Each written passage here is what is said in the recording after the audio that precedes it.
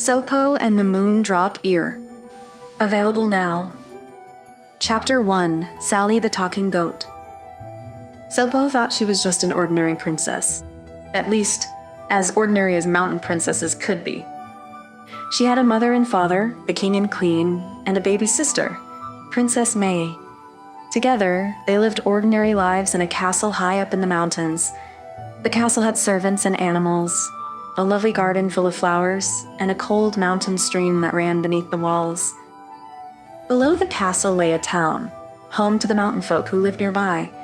The only way in and out of the town was a large stone bridge, and so the town was called Stonebridge, which is a perfectly ordinary name for a mountain town. Not everything about Sopo was ordinary. Her left ear, for example, bent slightly at the top, with a tiny wrinkle that ran all the way down to the bottom. She didn't think much of it, but sometimes when she was sad, her mother would stroke the ear as if it hurt, even though it never did. Now and then people would ask, "Sopo, why is your ear like that?" And Sopo would say, "I don't know. It just is." The castle had animals everywhere. Horses in the stables, cats on the windowsills, and peacocks in the garden, their tails enormous and colorful. Lizards darted across the stone walls, and the trees were busy with birds and squirrels. But Sopo's favorite animal was Sally. Sally was a goat, and Sopo loved her. She loved Sally's soft, fluffy head and her hard little horns. She liked how Sally was always getting into places she shouldn't. Sally lived in a small shed near the stables and was always hungry. Goats eat almost anything. Every day, Sopo would bring Sally all sorts of snacks. Sally loved apples and carrots. She loved sweet grass, tree bark, and daisies. She loved the bits of breakfast Sopo didn't finish. But Sally also liked to munch on Father's stockings and chew on Mother's tea towels. "Don't let that goat munch my stockings," shouted the king. "Don't let that goat near my tea towels," the queen cried. Sopo patted Sally's fuzzy head. "Please don't chew Daddy's stockings again. And no more eating Mummy's tea towels. It makes them grumpy."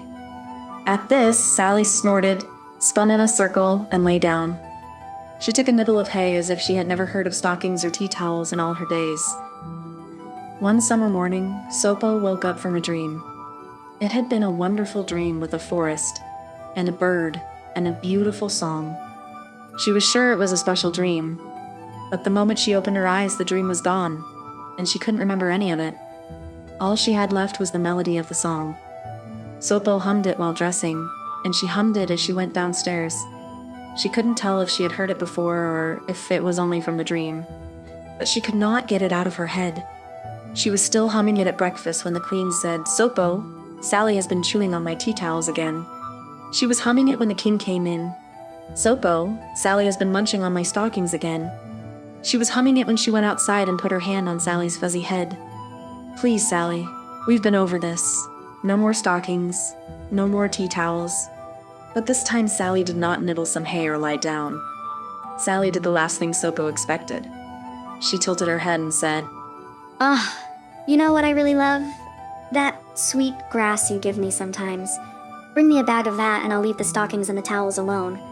Oh, how I love sweet grass." "Goodness me," said Sopo. "You can talk. How marvelous," "Goodness me," said Sally. "you can hear me.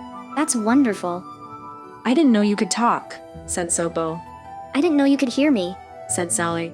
Sopo ran to the queen.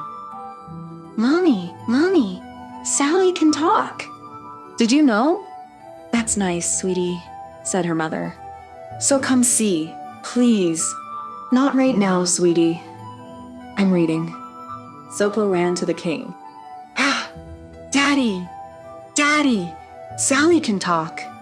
"Really, it's true." "Goats can't talk, my dear," said her father. "Everyone knows that." "But she can." "Come see," said Sopo. "We can play a game later, sweetie. I'm resting." Sopo found her little sister, who was sucking a red block. "Guess what? Sally can talk." "It's true. She really can." "Sowie, suey, sowie," her baby sister said. "I'm sorry you feel that way," said Sopo. Sopo went back to Sally's shed. "Sally, I'm sorry to say, but no one believes you can talk, and honestly, I don't think they care. Sally snorted. That's okay. They can't hear me anyway. Then why can I hear you? Asked Sopo. I'm not sure.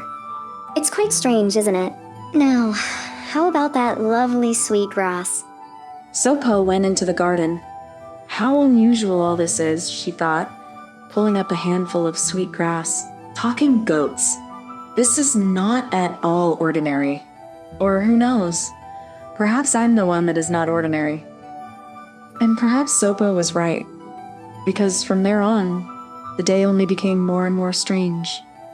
A squirrel popped out of a tree and asked Sopo to fetch a few acorns that had fallen on the ground. A cat on the garden wall asked her to catch a mouse.